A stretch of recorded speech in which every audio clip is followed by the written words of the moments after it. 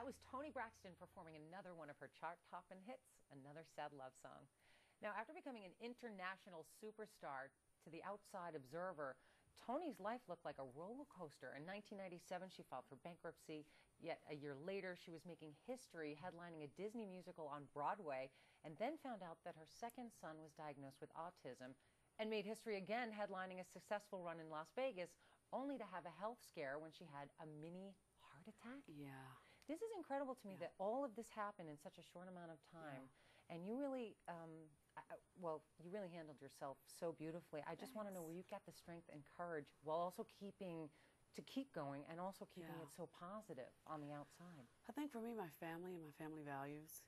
I have to be honest, there are good days and bad days. I have to be honest about that. You're human. Yeah, but through it all, I think my strong sense of belief and my faith has helped me through a lot of things.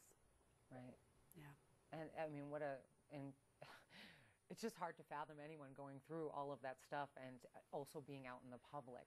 Some days it's a bit challenging because your life is out there, but I'm very fortunate. I don't have people lurking in bushes and things like that. I'm very fortunate with that. But I think it all began for me when I filed the bankruptcy in '97.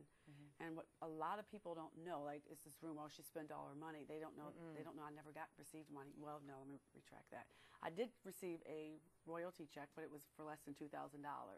So that's what people don't know, because for a long time, for 10 years, I couldn't discuss it. Right. So didn't you also, isn't that kind of why you ended up on Broadway? Because it was something that you had to do while this stuff was going on? Well, I legally? did Broadway because they had asked me before the bankruptcy, and I said maybe.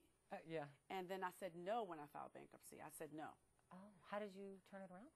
A dear friend of mine said, you shouldn't say no, you should do this. This is good for you to get your mind off of everything you're going through, and it's a great thing. You're going to be the first African-American in a non-African-American role. Well, that's what I was going to say. Not only that, but the first African-American in a Disney Broadway musical on Broadway. Exactly. So that's why I said yes. But at first I said no because I thought it would be too much being in the public eye with the bankruptcy.